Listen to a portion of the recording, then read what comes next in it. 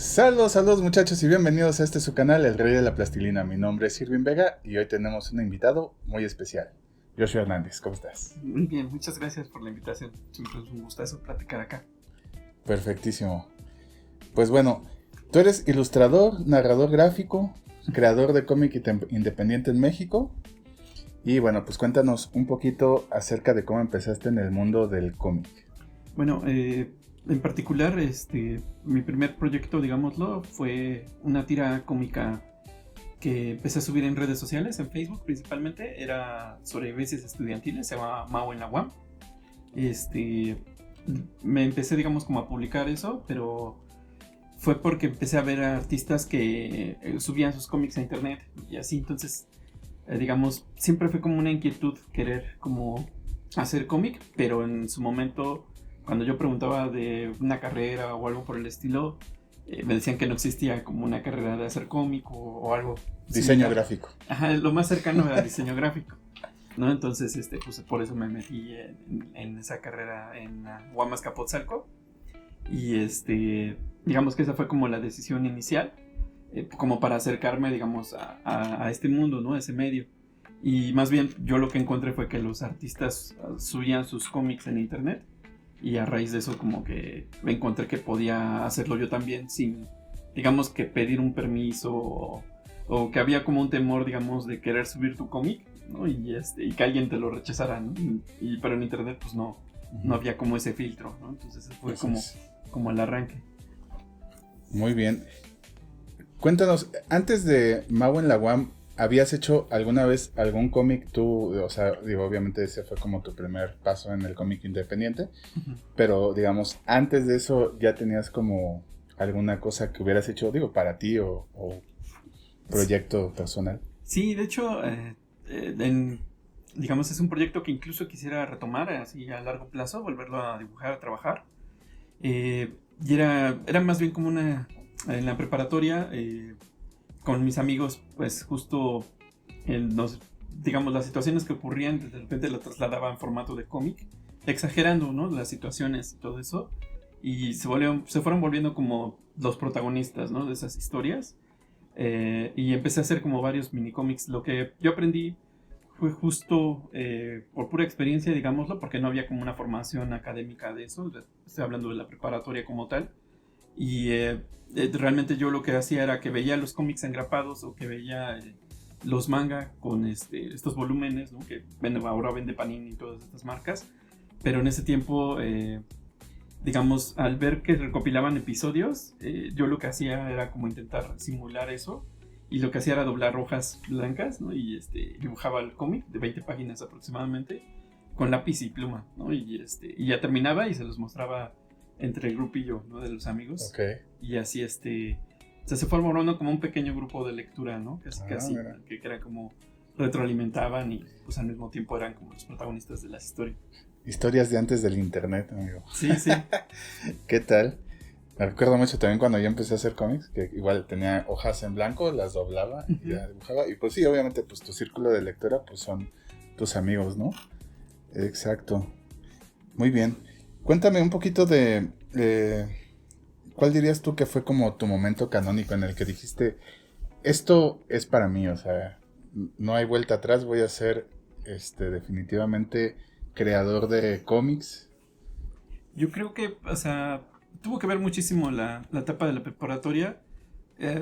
A final de cuentas, por ejemplo, tuve cierta fortuna en que, por ejemplo, mi papá es ilustrador, es dibujante. Entonces, pues, durante toda la infancia y adolescencia, pues yo veía que él estaba ilustrando en un respirador y yo dibujaba mis personajitos y se los mostraba. Y él le ponía masking a la parte de atrás de los dibujos y los recortaba con cúter para que yo pudiera seguir jugando con esos monitos, ¿no? Durante un tiempo. Entonces eso siempre fue como un impulso. Y el otro impulso creo que tuvo que ver muchísimo en la preparatoria y en la universidad también. Que pues, o sea, yo decidí como estudiar una carrera para ver como lo más cercano, digamos, a hacer cómics.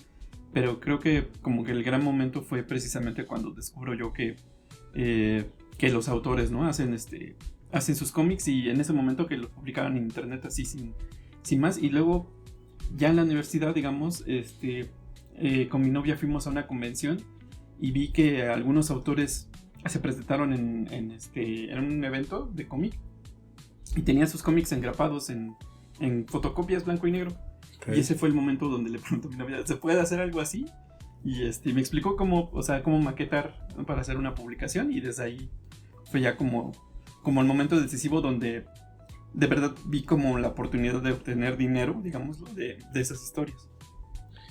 O sea, alguna vez fue como, digo, ahorita actualmente pues vives exclusivamente de los cómics, ¿no? Uh-huh. Pero alguna vez pensaste que lograrías como solo vivir de los cómics, porque bueno, la realidad como de muchos artistas es que sí se dedican a su arte, pero de repente tienen que trabajar como en otra cosa para un poco solventar o mantener el arte para digamos que inyectarle un poquito de capital. Sí, pues, o sea, mi intención siempre fue como quererme dedicar nada más a hacer cómics.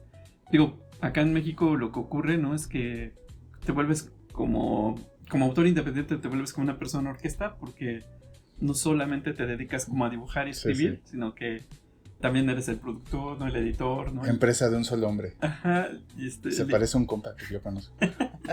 Eres el impresor y eres hasta el vendedor, ¿no? O sea, tienes que ir a los eventos de cómics, ¿no? O a los eventos donde puedas tú distribuir tu obra casi de mano en mano, ¿no? Vendiendo a cada persona que va pasando. Y uno como introvertido, pues la verdad es que no está acostumbrado a algo así, ¿no? Ajá. Pero yo siempre le platico a las otras personas cuando me preguntan, ¿no? De cómo lo hago para vender en eventos, y es así como de, bueno, la gran mayoría de las veces es probable que la persona que está enfrente a ti no la vas a ver después, ¿no? Así, o bueno, si regresa, pues qué mejor, ¿no? Pero como que esa parte del introvertido se puede perder un poquito, porque tienes esa oportunidad como de hablar con una persona y pues a lo mejor no es así como la persona que conoces de siempre. Es que de alguna manera, pues, el impulso de que decir tengo que vender porque pues a esto me dedico, y aparte pues si no hay comida, no hay para el transporte, no hay para... O sea, son las cosas que impulsan a uno como dices, como de ser introvertido a ser un poco extrovertido en el sentido de tu arte, ¿no? Del personaje que representa, digamos que Joshua Hernández, el narrador gráfico, ¿no?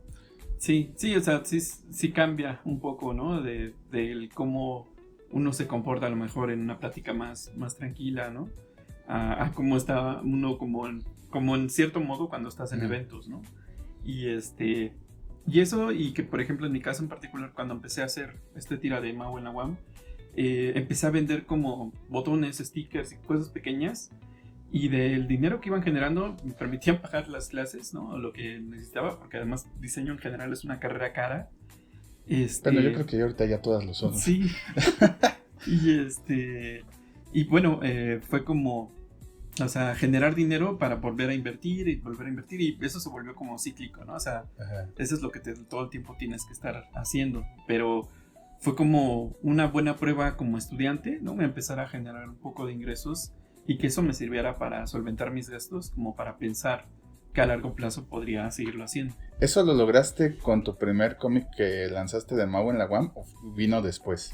Fue con el de Mau en la UAM. Lo bonito fue que hubo hasta presentaciones oficiales dentro de la universidad. Se empezaron a abrir espacios de cómic, tal cual, y incluso llegué como medio a organizar pequeños encuentros de autores de cómic en la UAM. Y nos trepábamos en ferias de libro y pequeños eventos dentro de la universidad. Entonces, como era un título muy de nicho, ¿no? Así muy enclaustrado, digámoslo, con la comunidad. Sí, y a esa universidad aparte, ¿no? Sí, porque es muy distinto cómo se estudia en la UAM a cómo se estudian en otras universidades, ¿no? El ritmo de trimestres, las calificaciones son por letras, ¿no? O sea, hay varias cosillas como muy del lenguaje que solamente se usaba en la unidad, y eso como que pegó muchísimo en la comunidad. Digo, tampoco fue como un fenómeno viral, ¿no? Pero sí me permitió como incluso que me entrevistaran de la televisión de la universidad y todo eso, ¿no? Okay. Entonces abrió como muchas puertas, ¿no? Fue un proyecto que abrió mucho camino en un primer punto. ¿Tú sientes que si hubieras estudiado, por ejemplo, en otra universidad diferente o en una escuela, digo, a lo mejor privada o bueno, diferente a la UAM, hubieras tenido algún resultado diferente o hubieras preferido haberlo estudiado en otra escuela? ¿O definitivamente crees que el estudiar en esa escuela es lo que te permitió, digamos que, pues desarrollar todo lo que ya has hecho hasta ahora.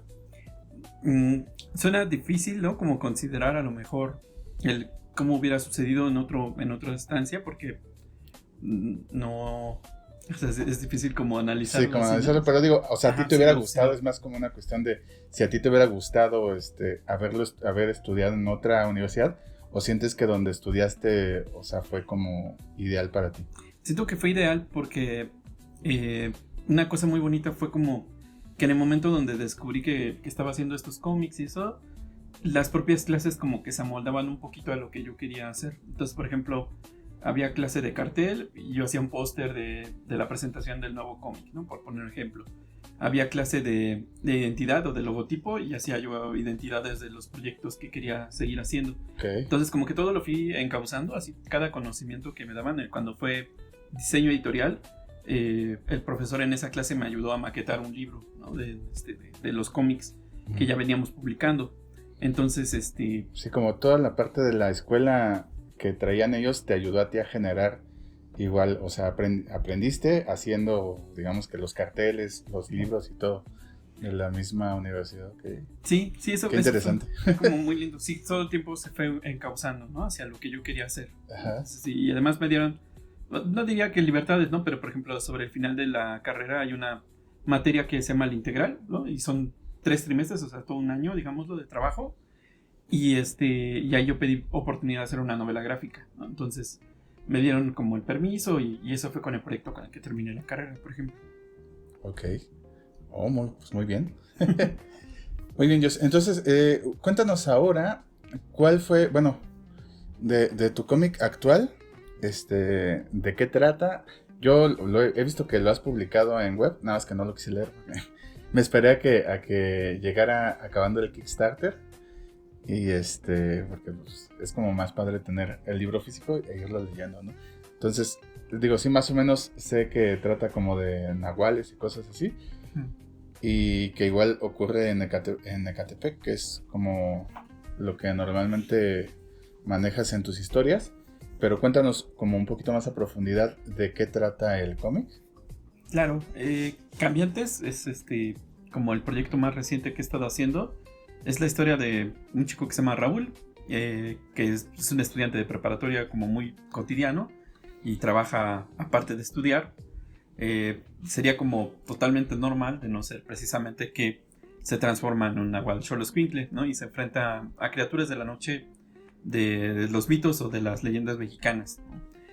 Lo hace en un México contemporáneo. Y esto en particular se me hacía como muy importante de resaltar porque, digamos, soy muy fan del manga shonen, ¿no? Así de estas historias como One Piece, ¿no? Dan, ¿no? Estas historias como que se ubican de repente como en un Japón como contemporáneo, ¿no? Pero pero meten como temáticas de fantasía, ¿no? De monstruos, de seres como mitológicos.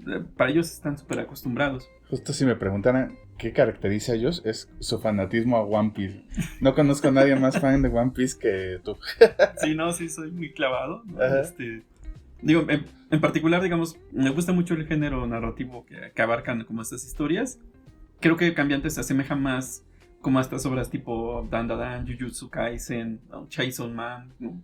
Que son más como de un personaje que en un Japón contemporáneo, en ese caso, se enfrentan como a monstruos, ¿no? En la ciudad o en espacios urbanos.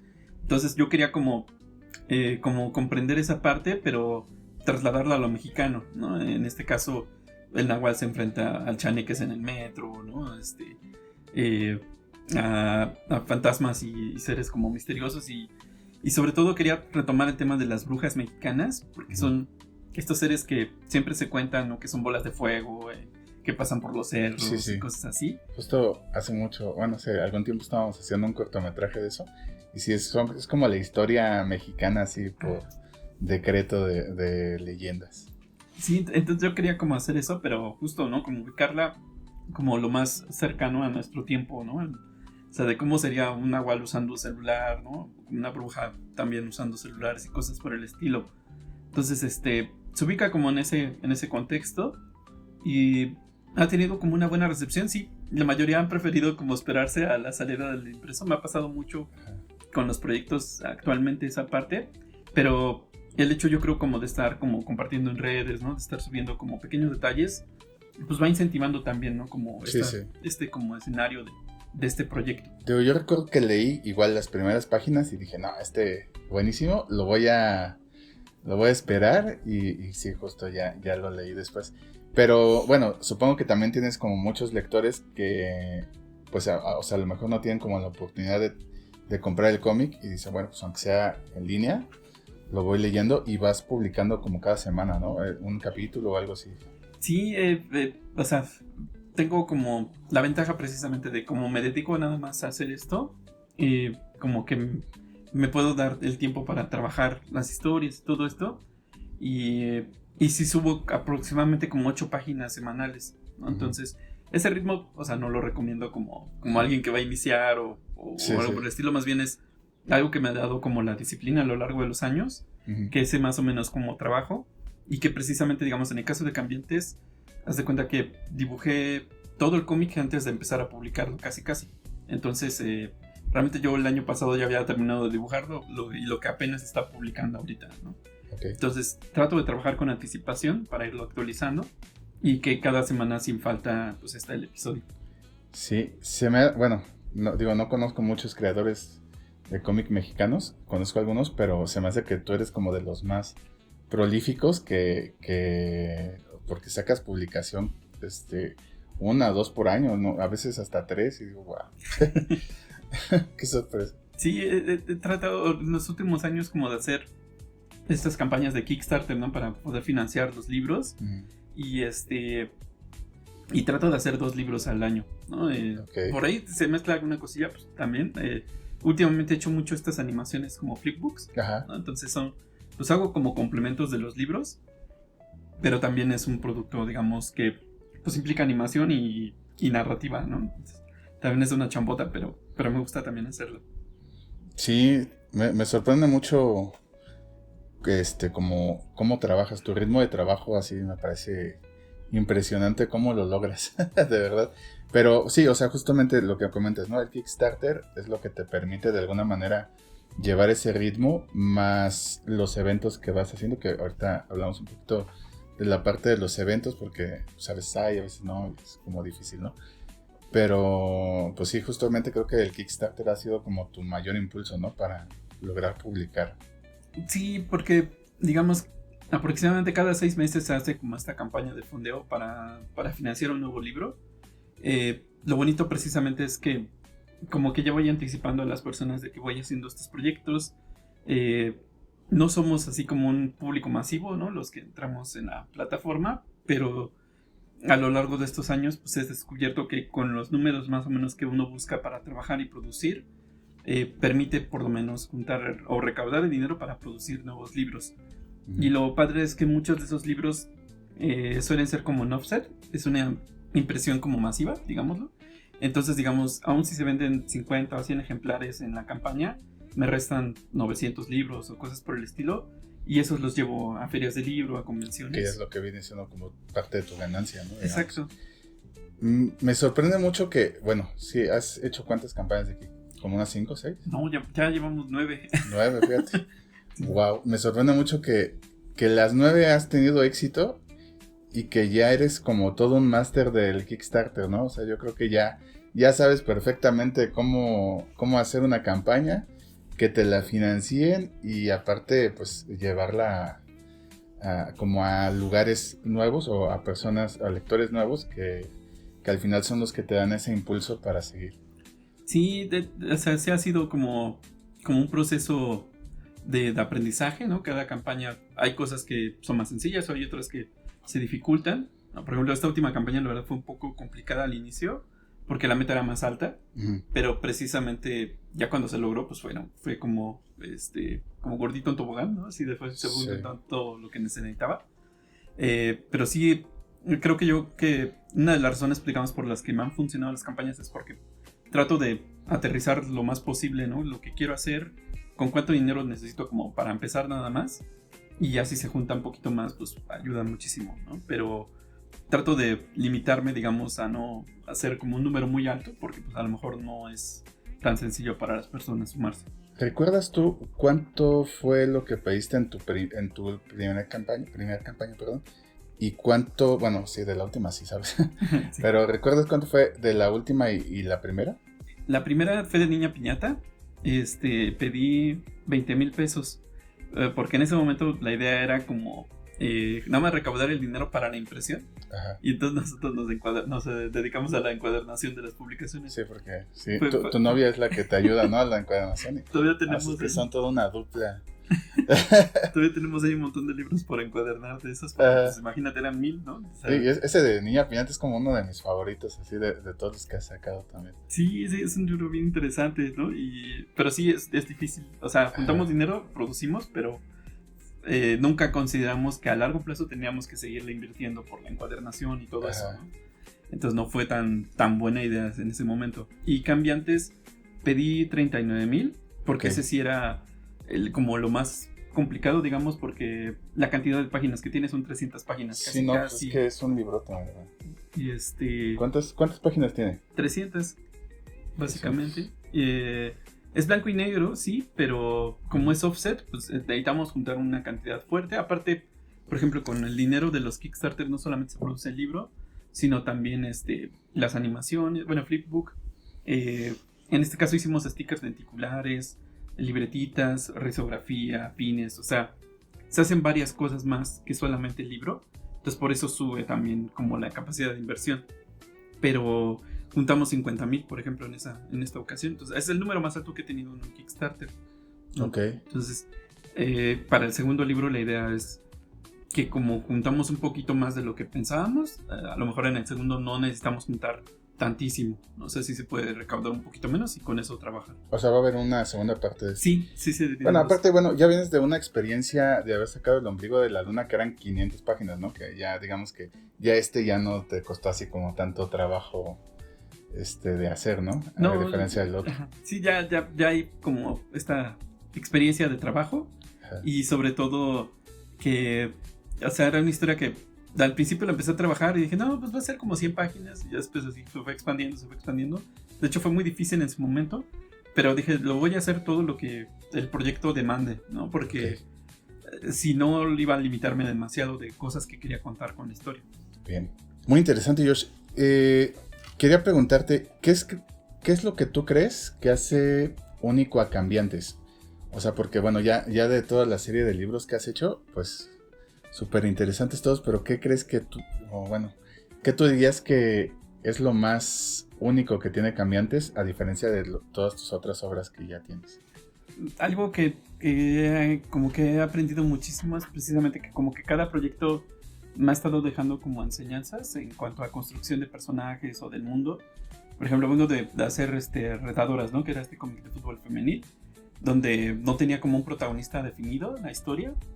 Y cada protagonista, o bueno, cada una de las tiene su historia, ¿no? Ajá, tenía como su historia. Y de repente la construcción de las historias precisamente me ayudaba como a reinsertar a personajes más adelante. Aparte, es una saga de 3 libros. Sí. Que no le he leído, aparte. Y por ejemplo, al aprender como a construir personajes, digamos, que van desarrollando diferentes etapas a lo largo de su historia, me ayudó muchísimo para Cambiantes en particular. Yo tenía muy claro que era como un proyecto que quería hacer desde hace mucho tiempo, porque me gusta mucho este género narrativo y todo, pero en particular, por ejemplo, cuando se va desarrollando la historia, sí siento que los personajes como que van tomando vida, y en particular el personaje de la bruja, en esta historia que se llama Laura, yo creo que posiblemente sería como el personaje mejor escrito que he tenido como en mis cómics. Ya están muy buenos, ¿eh? Sí, y creo que cada vez aprendo un poquito más de cómo hacer ciertas cosas. También, por ejemplo, algo que yo quería hacer y lo empecé a hacer con este cómic fue como... Sí viven en un ambiente como urbano, contemporáneo, y empiezan a cambiar también de ropa, ¿no? O sea, de peinados, de cosas así. Entonces como que los personajes se ve que van creciendo todo el tiempo conforme va avanzando. Llevan una evolución. Y siento que es una de las historias más redondas que he podido construir, ¿no? El libro 1 me encanta porque tiene un arco narrativo sobre una estación del metro que se va haciendo infinita, así y meto temas como de ciencia ficción, ¿no? De fantasía, ¿no?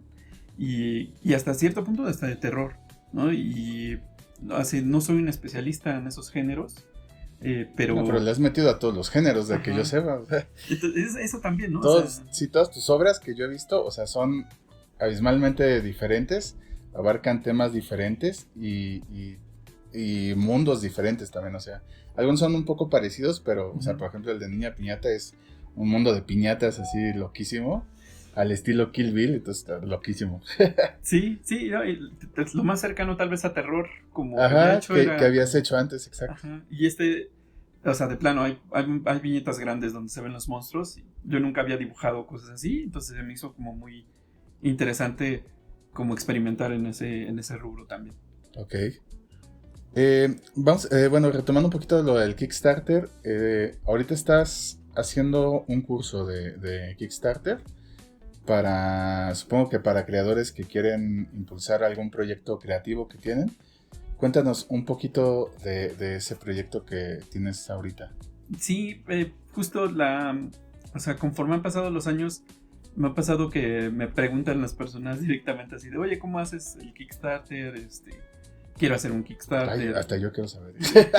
No, sí, y o sea, era como, o sea, ya me pedían asesorías, ¿no? Sí. Y justo doy asesorías de repente también para hacer cómics, pero que lo que más falta de repente hace para los autores independientes es qué pasa después de que terminas de dibujar, ¿no? O sea, cómo sacas eso, ¿no? En formato impreso o digital.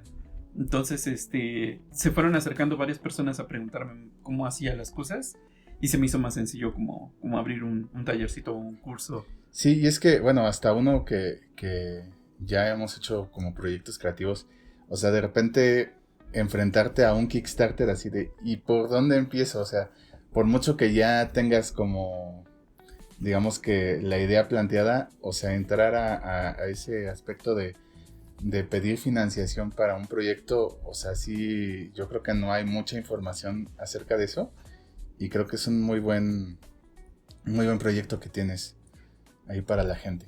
Sí, se abre como esa oportunidad, sobre todo porque precisamente, ¿no?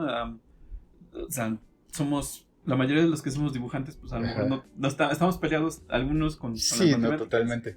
A mí me gustan, pero, y todo el tiempo, de hecho mi novia, lo puede como ratificar, ¿no? Que es así de que todo el tiempo estoy haciendo cuentas, ¿no? Así de, ¿con cuánto dinero tengo que contar para poder hacer es que ustedes nos ven normales y todo, amigos, pero la realidad es que detrás de bambalinas todo el tiempo hay números. Sí, la mente de tiburón tiene que trabajar. Y entonces esa parte, o sea, como me he vuelto muy especialista, ¿no? Con cuánto tengo que juntar para empezar a hacer cosas, pues las propias personas también se van acercando, ¿no? Y está interesante, la verdad es que sí veo que hay una buena respuesta, incluso, o sea, más que años pasados, ¿no? Que hice hace un año un tallercito, pues sentí como mucho más impacto, ¿no? Sí, aparte, bueno, también tus redes han crecido un poco ya a partir bueno, obviamente desde que empezaste, pero como en el último año yo creo que has tenido como un crecimiento un poquito mayor y pues sí, justo, o sea, por ejemplo, si yo tuviera que hacer algún Kickstarter, con el primero que corro es contigo, Josh, pues échame la mano porque tenemos un proyecto acá y sí, o sea, definitivamente yo creo que ya con todos los proyectos que llevas, ya te volviste un experto en el tema así totalmente. Sí, y quisiera seguir aprendiendo mucho porque hay varias cosas ahí que pueden mejorarse todavía. Uh-huh.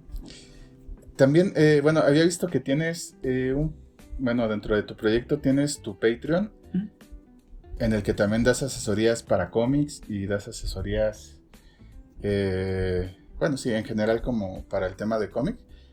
Pero bueno, aparte llevas otras dinámicas como un podcast que envías y otras cosillas. Cuéntanos un poquito de esa parte del Patreon y de cómo financias todo tu proyecto. Claro, de hecho, Patreon vino como a raíz de la pandemia, ¿no? Que, o sea, como ya no había eventos, pues era así como de cómo sigo generando dinero para... Sí, porque esa era como, es tu principal fuente de ingresos, ¿no? Los eventos. Sí, o sea, de los eventos pago como las cosas en general que ocupo, ¿no? Y pues más bien como cuando no tuvimos esta oportunidad, pues Patreon más bien fue como el salvavidas, ¿no? En ese momento. Y lo que justo he tratado de hacer es no solamente como subir bocetos o procesos de trabajo. Algo muy importante de Patreon es tienes que hacer cosas, digamos, lo que ya más o menos domines en tu día a día, porque si ofreces demasiadas cosas nuevas, digámoslo, pues todo el tiempo vas a tener que estar chambeando para ese contenido, ¿no? Uh-huh. Y en mi caso, pues más bien era así como de, lo que voy a hacer es una bitácora, ¿no? Y primero la hacía escrita, okay, pero me daba cuenta que no la leían, entonces mejor la empecé a hacer como tipo podcast, que tampoco es como que sea más escuchado, ¿no? Pero... Bueno, es que también al tener el Patreon, pues supongo que las personas son menos, ¿no? Sí. O sea, son más interesadas en escuchar tu contenido, pero también estaríamos reduciendo a que unas 20, 30 personas más. Sí, básicamente, ¿no? Entonces, por eso digo, ¿no? O sea, no conviene como hacer cosas demasiado rimbombantes, ¿no? Así, porque a lo mejor lo que ocupas en recursos, ¿no? para hacer algo de esas características, pues es más de lo que podrías estar generando. Sí, ¿no? Y no te renta, ¿no? Así como sí. la diferencia de que si hicieras otra cosa, a lo mejor generarías un poco más, ¿no? Sí, entonces, y también, o sea, hay asesorías y pues generalmente subo también como calendarios, así una ilustración con calendario, como pequeños detallitos, ¿no? Porque muchas veces las personas que están en Patreon te apoyan porque sabes que estás tú del otro lado, ¿no? Y buscan la manera de retribuirlo. Directamente al artista, ¿no? Para que, o sea, me gusta tu contenido, pues me das ahí una palmadita de que mi calendario, o sea, me mantengo como en contacto también un poco con este mundo del cómic, un poquito más a profundidad, y por eso es la retribución, ¿no?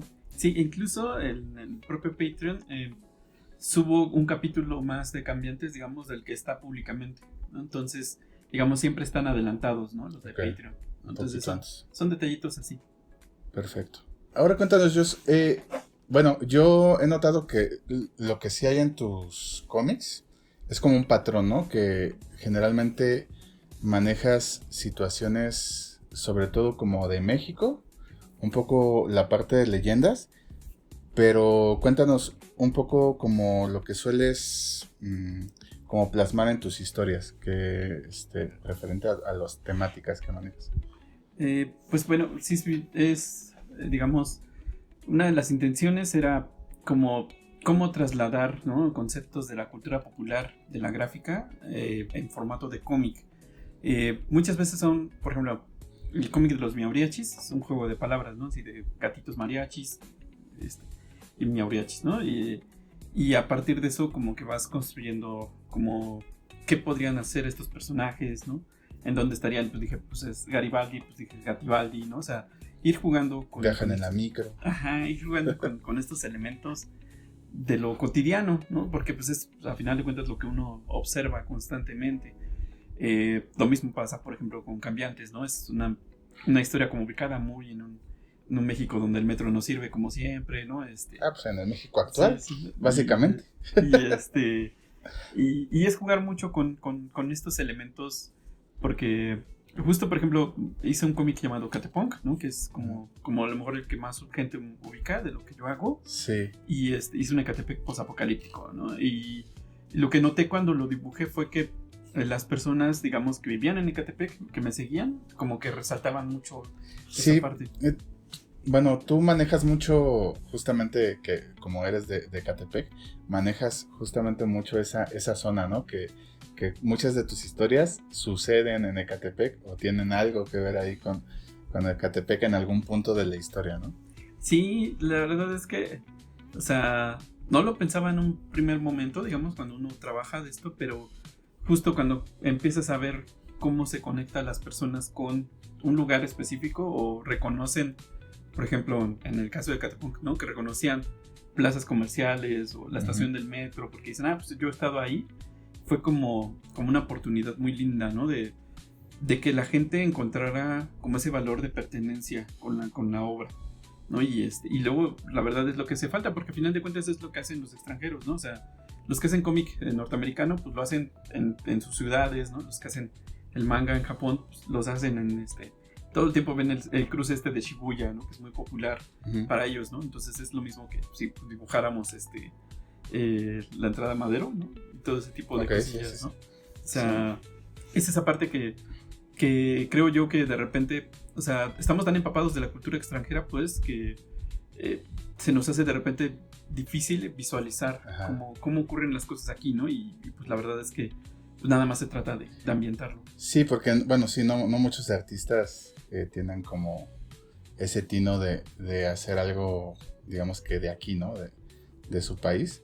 Generalmente o se van muy atrás en la historia hacia a los mayas y a la cultura mexica y así, o se van, pues sí, como a otros sitios, en vez de explorar como lo contemporáneo de la Ciudad de México o de el país de México, ¿no? Que pues es ahora sí que cada estado es como un mundo diferente, ¿no? Completamente. Yo creo que hasta cada municipio del Estado de México y de la Ciudad de México, o sea, son paralelismos así raros, diferentes, o sea, es parecido, pero a su vez es como muy diferente todo. Sí, sí se nota. O sea, cuando, hasta, sobre todo, digamos, quien vive en la periferia, ¿no? En Ecatepec, en todas estas rumbos, pues se da cuenta de que, o sea, todo está a 1.5 horas de distancia, ¿no? Y a veces hasta 3, ¿eh? O sea, uno se la vive en el transporte público, ¿no? Sí, cuando ¿no? Vives una tercera parte de tu vida en el transporte público. Sí, es horrible, ¿no? Y, o sea, la gente sale de madrugada, ¿no? Así se va de noche y llega de noche, ¿no? Sí, sí. Entonces, o sea, son realidades distintas, ¿no? Y creo yo que de repente hace falta dotarlas, ¿no? De vida, ¿no? Descentralizar a veces, ¿no? Incluso a las narrativas, ¿no? Sí, o sea, hay autores que ya afortunadamente no trabajan en San Luis Potosí, en Guadalajara, o sea, en distintos rubros del país y tratan de reflejar esas realidades, ¿no? Muy propias de sus terrenos, ¿no? Entonces son necesarios, ¿no? Que existan ese tipo de historias, porque al final de cuentas es la realidad con la que uno va viviendo. Así es. Muy bien. Cuéntanos ahora un poco sobre tus influencias, ya sea mexicanas o extranjeras, que sientes que es así como eres su fan y aparte pues, le agarraste algo de ahí de su estilo. Claro, por ejemplo, sí están como muy mezcladas, ¿no? Tanto nacionales y extranjeros. Últimamente, por ejemplo, me gusta mucho como que el propio algoritmo de Twitter o de Instagram de repente como que sí me alimentan de lo que a mí me gusta, ¿no? Así de que veo ilustraciones de artistas que ni siquiera conozco y los voy guardando, ¿no? Así siempre haces una carpetita, ¿no? De cosas que algún día voy a ver, ¿no? Y me gustan mucho, pero por ejemplo, siempre los referentes, ¿no? Como iniciales, para mí mucho lo de Ichiro Oda, ¿no? De One Piece, ¿no? Siempre es así como, es infantable como en mi lista, ¿no? Casi que ya hasta hago caso omiso de repente de decirlo, ¿no? Pero es muy fundamental por si no se notó, dice. Sí, por si no se nota lo suficiente, ¿no? Y también, por ejemplo, me gusta muchísimo el trabajo de Sergio Aragonés, ¿no? Que es un dibujante que se identifica como mexicano, ¿no? Y que es uno de los dibujantes más rápidos, ¿no? del mundo. Es quien hacía en las revistas Mad las historietas que estaban como en los márgenes, okay, ¿no? Entonces, porque no había espacio en la revista, entonces él agarró el espacio del margen para dibujar. ¿Él actualmente dónde radica? Creo que en Estados Unidos, ¿no? Si no me equivoco. O sea, mucho de ese trabajo está en inglés, ¿no? De hecho, él se fue a vivir como a temprana edad para allá, ¿no? Y allá ha hecho toda su carrera. Okay. Hace un cómic también que se llama Gru, que es como iba a decir He-Man, pero no, se me fue. Como Conan, por ejemplo, el bárbaro. Okay.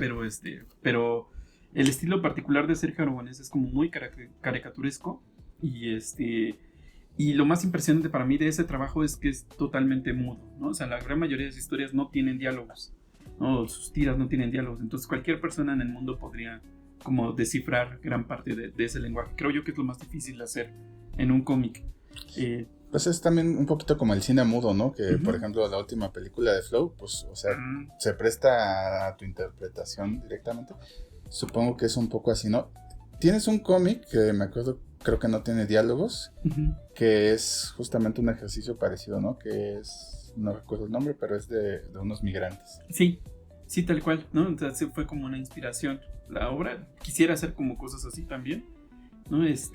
Pero sí, Sergio Aragonés es como uno de los referentes. También está un artista que se llama Zach Gorman. Él en particular, lo que me gustó es que lo conocí en Facebook nada más, así como subiendo tiras, pero eran tiras de videojuegos. Entonces, haz de cuenta que hacía como qué pasaba en las aventuras de Link, ¿no? De Zelda, pero mientras no estaba enfrentándose a los monstruos y cosas por el estilo. Entonces, como que reflejaba mucho de los momentos como cotidianos de estos personajes, como a su propia interpretación, ¿no? Pero el estilo gráfico y que, o sea, pues, dibujaba todos los videojuegos que a mí me gustan, ¿no? Entonces era como un artista que siempre reviso, ¿no? Unas tiras que hizo en un juego llamado Earthbound me gustan muchísimo porque reflejan perfectamente lo que es ese juego, ¿no? Y esto es o sea, de los referentes como que siempre tengo como a la mano. Ajá. Ahorita que tocas ese tema, ¿tú cómo describirías tu estilo visual y narrativo? Yo creo, o sea, tiene una influencia muy grande en los videojuegos, ¿no? Porque... Sí, como lo que contabas, ¿no? Ahorita de Bound y todo eso. Sí, incluso, por ejemplo, El ombligo de la luna es un libro un poquito aventura, ¿no? O sea, quiero como experimentar también de repente un poco más en eso. Pero siento yo que tengo como esta como referencia muy clara de los videojuegos porque es como tal vez el hobby que más me gusta, ¿no? Más me apasiona. Y porque también narran historias como muy diferentes de lo que normalmente uno podría ver incluso en libros, ¿no? Porque generalmente tú eres como el que está interpretando esas historias, ¿no? Entonces eso me ayuda mucho como a construir historias. Y a veces trato como de pensar cómo podría narrar esto en otro medio, ¿no? Y yo creo que visualmente, pues, o sea, mucha de la referencia que yo tengo es porque leí mucho manga, ¿no? Pero me gusta mucho la caricatura exagerada, ¿no? Los gestos dramáticos y todo eso. Sí, mucho el cartoon, ¿no? Uh-huh. Sí, me gusta esa parte de la exageración visual. Ok, muy bien. Cuéntanos un poquito cómo es tu rutina de trabajo.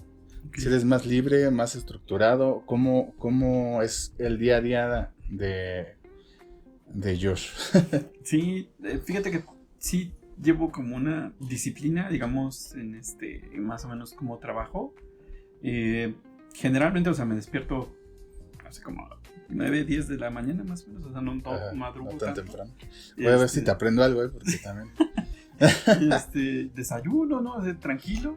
Ajá. O sea, como que tengo como 1 hora y media, así como que en el que despierto, ¿no? Me levanto y todo eso. Sí.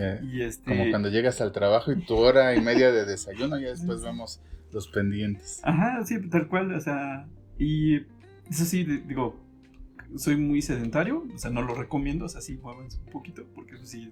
Hagan ejercicio, salgan a caminar. Sí, por favor. Pueden ir escuchando nuestro podcast mientras van caminando. Y entonces tengo casi todo el tiempo prendido la computadora, ¿no? Estoy revisando cosas, tengo como una lista de actividades pendientes, ¿no? De proyectos que quiero ir haciendo a lo largo de la semana y voy dosificando como los proyectos a lo largo de la semana. O sea, sí soy como muy estructurado en esa parte, ¿no? Trato de llevar como el mayor orden posible. De repente llegan cosas como bomberazos, ¿no? O hay cosas que tienen como una prioridad más alta, ¿no? En cuanto al tiempo en el que uno puede trabajar. Pero, digamos, como de 1 a 3 más o menos, como de mediodía a las 3, trabajo como de lleno, digámoslo, en un proyecto o en alguna cosa. Después, o sea, como pausa de comida, ¿no? Igual 1 hora y media, 2. Sí. Para recargar. Y después, depende, por ejemplo, a veces ya ves que hemos dado como cursos o pequeñas cosillas así, entonces, o sea, ocupo ese lapso, ¿no? Como para talleres o asesorías, ¿no? Por ejemplo. ¿Tienes muchas clases generalmente o casi solo las das acá con nosotros? ¿O? Generalmente nada más con ustedes, pero por ejemplo de repente tengo asesorías, ¿no? Entonces, o sea, las de Patreon. Okay. Y son así, bueno, sí. Igual como hay un corte, ¿no? Como en el día y es así, como de esta hora tengo que dedicarla. Supongo que generalmente con esos de Patreon ocupas como más la noche, ¿no? Porque como es gente que trabaja y ya llegan a sus casas 8, 9. Vamos ajustando como pues la tarde, noche. Como la hora ahí para hacer como alguna actividad. Y generalmente la tarde-noche, por ejemplo, a mí me gusta mucho ver fútbol en general, o sea, fútbol femenino o varonil. Entonces, pues veo un cachito, un partidito o cosas así, porque de repente hay como entre semana hay como 20 partidos, ¿no? Y esas son como horas de descanso, ¿no? Que ahora dicen que ya están muy aburridos, me han contado por ahí. Yo no veo fútbol, pero Jacobo Wong dice. Han estado bien este semestre en particular. Ajá. Y pues ha habido como, o sea, como que tengo ese lapso libre, digámoslo. Y ya después, si quiero trabajar un poquito como entre 9 y 12 de la noche más o menos, Okay. sigo chambeando. Y si no, hay veces donde de plano esa hora o esas horas las ocupo para jugar videojuegos. Ok, sí, todo, no, todavía le tiras de 9 a 12, ¿qué? Ajá, sí, no. Wow.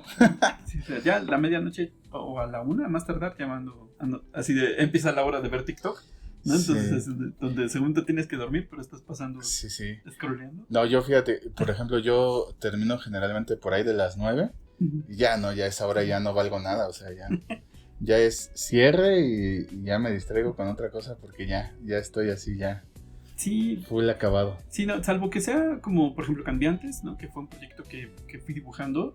O sea, ese sí, de repente hay días enteros donde estoy como muy concentrado en dibujar. Ajá. Pero trato, por lo menos al día, de tener como 1 o 2 horas para distraerme de cualquier cosa, ¿no? Ya sea jugando videojuegos o viendo videos, ¿no? Cosas así. Entonces digamos que tus horas como más productivas son en la tarde, de 12 a 3 más o menos. Ajá, y de unos 5 a 8 y algo así, ¿no? Más Que o es menos. que esa la campechaneas entre Ajá, clases. entre clases y- sí, o sea, no es un horario tan manchado en general, ¿no? Pero depende como del proyecto que esté haciendo, ¿no? Si es un proyecto que sí requiere como un enfoque muy claro, pues hay veces que hasta la madrugada sigo chambeando, ¿no? Pero pues más por el gusto de hacerlo. Es que sí, cuando algo te llega y te clavas, o sea, Ujú. es...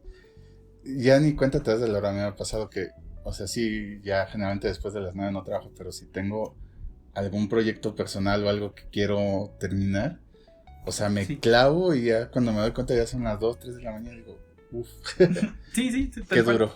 Sí, depende un poquito del proyecto, pero más o menos es el ritmo. Ok, hablando un poquito de tu trabajo, ¿qué herramientas usas en tus proyectos? Usas, bueno, sé que usas tanto digital como análogo, pero pues cuéntanos un poquito, o sea, cómo es esa parte del proceso y qué ocupas en qué momento puntual. Claro, últimamente ya todo lo hago digitalmente. Digo, por ejemplo, como hasta antes de pandemia, sí usaba mucho lo análogo para dibujar en tintar, sobre todo. De hecho, me acuerdo que siempre traías una libretita. Y Sí. dibujabas, no sé si todavía Sí, lo libretitas aplicas. siempre traigo y siempre para anotar cosas o dibujar. Ajá. Eso sí.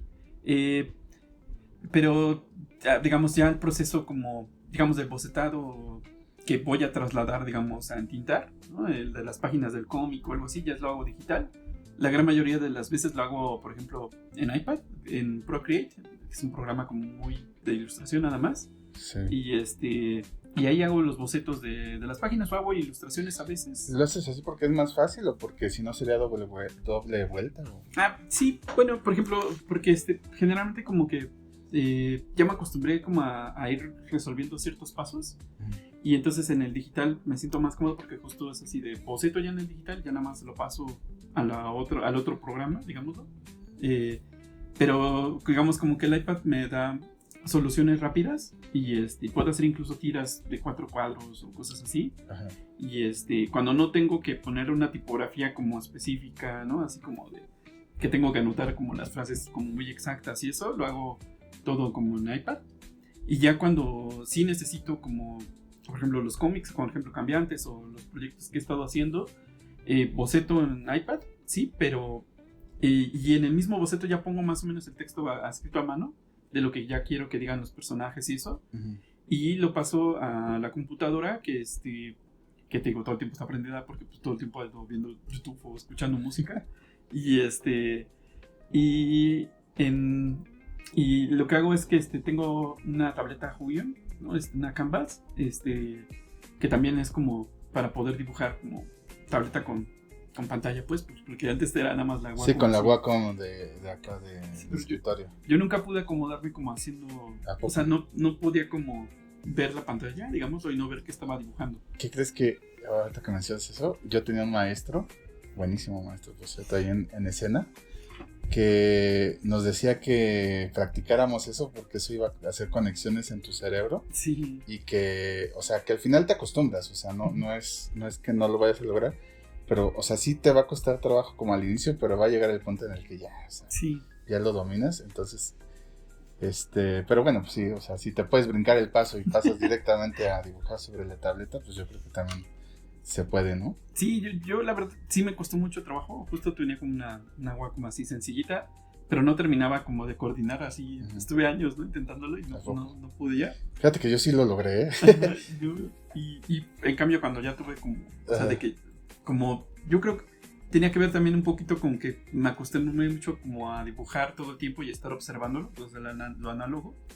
Entonces, en el digital, pues ya de lleno. Ahora trabajo en un programa que se llama Clip Studio, que es como muy especializado para cómic en general. Ajá. O sea, tiene herramientas como de globos de diálogo y todo esto. Y ya se ha vuelto como mi programa de base. La verdad es que no lo he explorado lo suficiente, porque hay cosas hasta para 3D y así. Pero las herramientas básicas que me sirven, lo ocupo todo el tiempo. Sí, bueno, también supongo que como dibujas mucho, o sea, si el proceso de dibujar acá y a una tableta, pues es como mucho mejor o más como una tableta, ¿no? Yo me acostumbré a hacerlo así, pero más como en edición de animación y cosas así. Entonces no requiere como tanto trazo de dibujo, sino más Claro. bien es un trazo en comando. After Effects, ajá, en comandos, en cambia Sí. acá. Entonces, a lo mejor es un poco diferente porque si yo no dibujo cero en la computadora, pero sí esa parte de edición en After, eso sí. Ok. Sí, no lo había considerado desde ese aspecto, pero tiene mucho más Sí, sentido. no, el maestro nos obligaba, te juro, así, sufrí como, no sé, un mes hasta que lo logré. Pero sí, nos obligaron. Muy bien, Josh, cuéntanos un poquito, ¿qué es lo que más disfrutas de tu proceso creativo? Pues me gusta mucho, sobre todo como la parte de la investigación de los proyectos, porque, digamos, se me ocurre una idea y trato de buscar en internet si existe algo similar, si hay algo a lo mejor a lo que puedo como compararme, digámoslo, para poder estructurar. Y si no, pues vía libre, ¿no? Para poder hacer historias. Por ejemplo, cuando hice Niña Piñata, fue por un video de los Pixies, que se llama Snakes, que es un video donde un personaje trae cabeza de piñata tal cual, pero son como traficantes. Ok. Entonces, lo agarran así como en los que quieren como cobrarle y lo rompen y pues salen dulces, ¿no? Okay. Entonces lo agarraste como de inspiración, ajá, ¿no? Para ese proyecto. Como la idea, ¿no? Inicial. Entonces así, por ejemplo, voy buscando cosas y eso es lo que más me gusta, digamos, en primera instancia. Y ya después, la verdad es que sí me disfruto muchísimo de dibujar, ¿no? Así de estructurar, de bocetar, ¿no?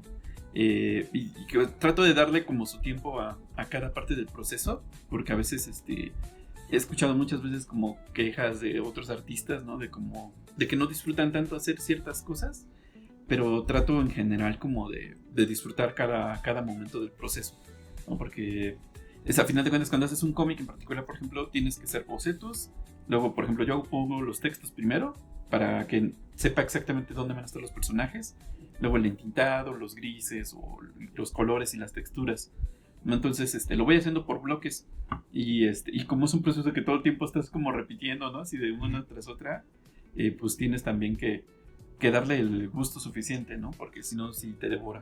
Entonces digamos que parte de lo que más disfrutas es el proceso de la investigación y de todo cómo estructurar tu historia. En ese proceso de la investigación, ¿haces algún guión antes? ¿O ya sobre el dibujo vas poniendo los diálogos y como guionizando la historia? Depende un poquito como el proyecto. Por ejemplo, en las clases de cómic que hemos llegado a tener, por ejemplo, ahí elegimos un tema en el momento y se dibuja el cómic en el instante. Entonces ahí no hay tanto como de que hay un guión previo. Bueno, porque es una historia como mucho más corta, ¿no? Es prácticamente de 4 cuadritos. Un gag, ¿no? O sea. Ajá. Pero cuando es algo más elaborado, no escribo un guión como literario ni técnico de viñeta 1, página 1 y eso, sino que busco más bien como expresar acciones de los personajes y estas acciones van como detonando todo lo que va ocurriendo, ¿no? Es algo así como de personaje A va a tal lugar, ¿no? Y encuentra esto y entonces voy detallándolo así porque como justo no trabajo con otra persona que tenga que revisar así como que esté bien escrito, o sea, mientras yo me entienda, pues esa parte del proceso es la ventajosa. Y cuando es un proyecto más largo, pues sí necesito como poner diferentes arcos, ¿no? De la narrativa, pero casi siempre, o sea, no sale una historia como de corrido, ¿no? O sea, van saliendo como fragmentitos. Ajá. Y más bien es como ir acomodando como rompecabezas. Son ventajas de ser empresa de un solo hombre. Muy bien. Cuéntanos un poquito si has tenido bloqueos creativos y cómo manejas esa parte del bloqueo creativo, porque bueno, al estar haciendo historias todo el tiempo, supongo que de repente ha de surgir así como el momento que dices, ya no puedo más, se acabó, hasta aquí. Pues más bien me pasa, o sea, no tanto como en el proceso del cómic ya que está como avanzado, sino como antes de arrancar como el proyecto. Justo el caso de Cambiantes fue un proyecto que, o sea, me tomó años como empezarlo, como que lo iba aplazando, posponiendo todo lo que pude. Y tenía que ver mucho con que tenía como cierto temor de no lograr como llegar a las expectativas que me estaba generando la historia, ¿no? Entonces, me pasa más como esa parte de que quiero hacer un proyecto que ya lo tengo escrito o hay una idea que quiero hacer, pero hay veces que me siento a empezar como a bocetarlo, a trabajarlo y no surge. O sea, como que no termina como por arrancar, ¿no? Por eso digo, la parte de la investigación la hago como muy, muy metódica y muy feliz. Y ya cuando es así como de ahora sí tienes que dibujarlo. Ahí es como, donde viene lo bueno, ¿no? Sí, donde tienes que analizar cómo va a quedar todo. Y me cuesta trabajo, pero creo que lo que he descubierto a lo largo de los años es que generalmente cuando te pasa algo como en este estilo, pues a veces una fecha límite para hacer un proyecto pues es muy buena. Por ejemplo, luego yo mando cómics a concursos, ¿no? Y a veces esos concursos no fructifican de ninguna forma, pero se transforman en un libro que ya acabé. Y entonces eso lo aprovecho para sacarlo o así. Y en otras ocasiones, por ejemplo, siento que la forma en la que me libero como de bloqueo creativo es ya trabajando el proyecto, ¿no? Ya bocetando y dibujándolo. Cuéntanos un poco cómo es hacer cómic independiente aquí en México. O sea, bueno, digo, supongo que no sé si tendrás referencia de cómo es en otros países o en otros lados, pero ¿cómo tú sientes que es hacer cómic independiente en México a diferencia de a lo mejor otros lugares? Pues, bueno, por ejemplo, en lugares donde hay industria, ¿no? como es Estados Unidos, Japón, o Europa, Francia, digámoslo específicamente, sí hay como ritmos muy diferentes en cuanto a construcción, ¿no? Por ejemplo, los japoneses la verdad es que trabajan de una forma industrial muy, muy rápida y la verdad es que, o sea, la gran mayoría de ellos pues se la viven chambeando, ¿no? O sea, no tienen otra cosa que... Son máquinas. Sí, tristemente, ¿no? O sea, porque pues muchos de ellos, pues, han perdido incluso la vida, ¿no? Dibujando, ¿no? O sea, teniendo esta como sobreexplotación, ¿no? O sea, yo admiro mucho, ¿no? El proceso de trabajo y todo esto, pero también, o sea, sí hay que dejar, ¿no? De repente claro que a pesar de que hay una industria súper poderosa, ¿no? Pues la verdad a veces es que se vuelve inhumana, ¿no? Para estos propios artistas. Sí, digo, debe de haber como ciertos lapsos en los que sí tengas mucho trabajo, pero pues también ciertos lapsos en los que tienes vida, ¿no? O sea, sí, y ellos, o sea, realmente descansan, ¿qué te gusta? Como 4 semanas, mucho, así dibujando, de dibujar, ¿no? Y incluso hasta en sus semanas de descanso dibujan, ¿no? Entonces, o sea, sí es un ritmo... Se vuelve vicio. Muy metódico y muy, así, muy rápido, ¿no? Entonces, por ejemplo, el manga trabajan como semanalmente 20 páginas. En las revistas como de la Shonen Jump y estas que son series como semanales, ¿no? O sea, 20 páginas es el promedio más o menos. Las que son mensuales hacen como 40 páginas y todo es blanco y negro, ¿no? En Estados Unidos el ritmo de trabajo es como de 24 páginas mensuales, pero como 4 meses, ¿no? Y esas sí son full color, ¿no? Ajá. Pero trabajan, por ejemplo, en Japón trabaja un artista principal, el mangaka, pero sí tiene un grupo de asistentes que hacen fondos, texturas, los detalles de los globos de diálogo, onomatopeyas y así. En Estados Unidos como que lo desglosan entre guionista, dibujante, entintador, colorista y el que hace las letras, ¿no? El lettering le dicen, en los globos de diálogo y todo eso. Entonces son como 5 personas que trabajan a veces en un equipo. Y en Francia o en algunos países de Europa generalmente es como un guionista y un dibujante, ¿no? O sea, son 2 trabajadores. Y la diferencia, por ejemplo, es que en Europa como que producen álbumes, le dicen, y son libros de 48, 64 páginas que terminan como siendo libros de pasta dura, ¿no? Entonces es muy diferente como el proceso de publicación. De hecho, ellos suelen tener como un ritmo más como de un año, vamos a dedicarnos a hacer esto, Okay. y al siguiente sale el libro, ¿no? Y acá en México, pues como somos independientes, es algo así como de cada quien como lo entienda. Como Dios nos dio a entender. Sí. Uh-huh. Exacto. Y hubo un tiempo donde como que el número mágico eran 64 páginas. Como que ese era el número de novela gráfica. Pero... O sea, por libro, ¿no? Por un libro. Sí, por publicación. Porque había un evento que se hacía que se llamaba Festo y pedía a los autores llevar un nuevo libro de 64 páginas, digámoslo, cada año. Entonces hubo un ritmo de publicación así con los autores independientes. Okay. Esa época me gustó mucho. Yo la viví ya nada más al final, ¿no? Pero la observaba. Okay. Y era como mi regla de la cantidad de páginas.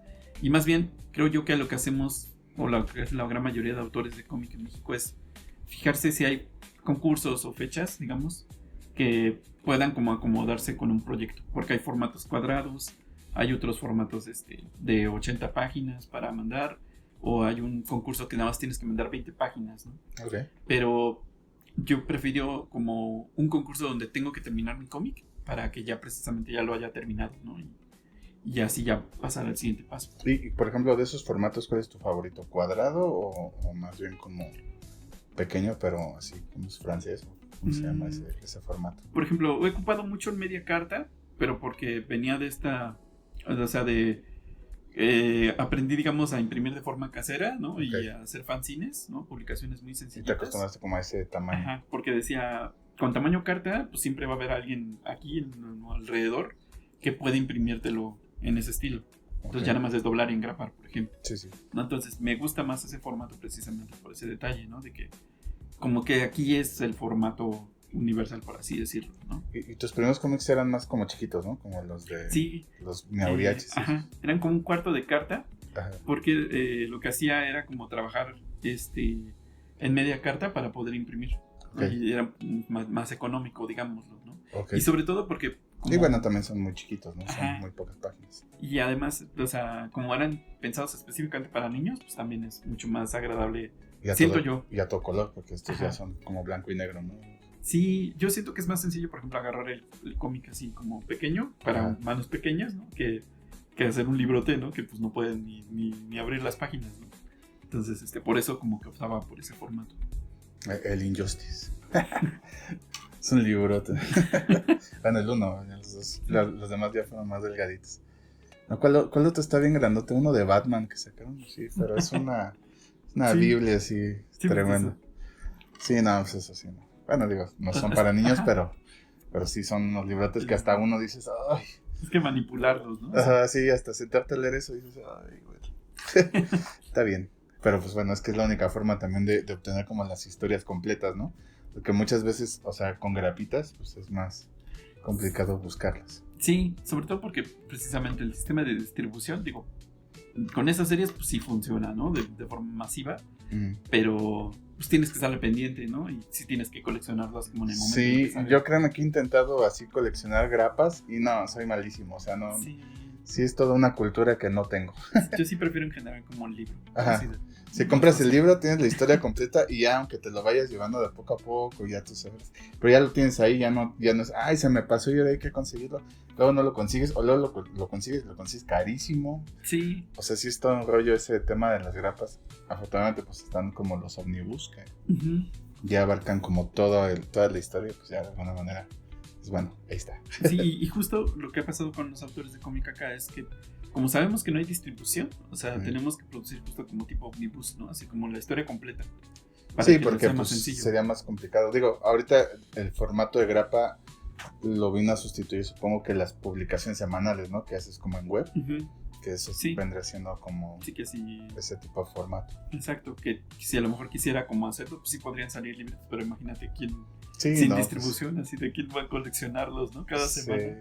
Sería todo un super caos. Entonces, por eso, digamos, la opción es lo publico en digital, conoce a la gente y ya luego lo saco en impreso. Así es. Muy bien.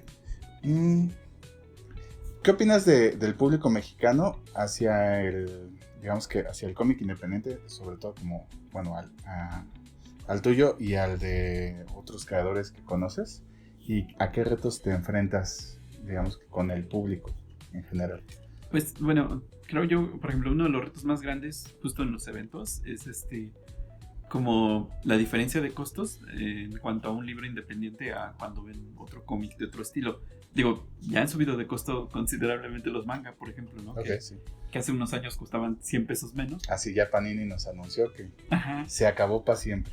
Sí, ¿no? Y, o sea, antes era muy difícil competir con un precio así. Ahora, la verdad es que estamos en precios muy parejos, ¿no? Sí, pues es que digamos que todo ha subido. Y creo que Panini también aguantó bastante, ¿eh? Sí. Con precios bajos. ¿Ahorita cuánto subió? ¿Un No, 10, pues es que, 30? no, o sea, por recuerdo ejemplo, en ese caso específico, tomos que tenían 69 pesos los venden ya en 169. O sea, ya le ¿169? subieron así al tope. No, pues ¿no? sí le subieron como... Entonces sí se dejaron caer. Ajá.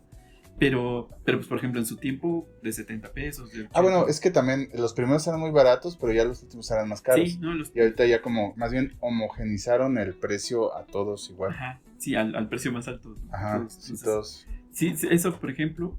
O sea, pero lo que pasaba, digamos, es que había personas que veían un libro, tal vez de 64 páginas, lo comparaban con un tomo, y pues no les casaba, ¿no? Así, el costo. Pero lo que luego la mayoría de las personas pues no saben, ¿no? Es el costo por pieza que tiene cada libro que uno produce, ¿no? El valor que hay detrás, no solamente como de la producción en sí, sino de considerar la ganancia del autor, considerar, por ejemplo, lo que es distribuir esos libros, ¿no? El llevarlos a eventos y todo eso, pues son cosas que las personas pues no saben, ¿no? Y tampoco uno puede como que decir que esté mal que no lo sepan, ¿no? Porque pues no es como...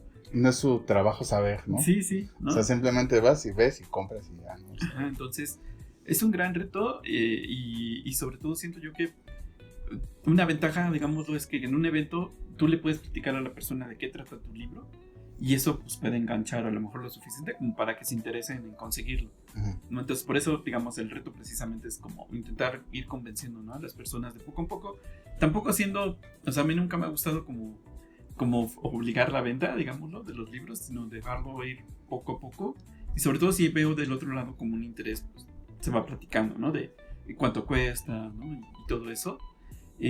Porque sí es, digamos, incluso yo he notado que hay personas que cambian su actitud contigo cuando descubren que eres el autor, ¿no? Y trato de no hacer eso, porque justo la intención es que les guste la historia primero, ¿no? Ya si les gustó la historia y lo demás es un extra, ¿no?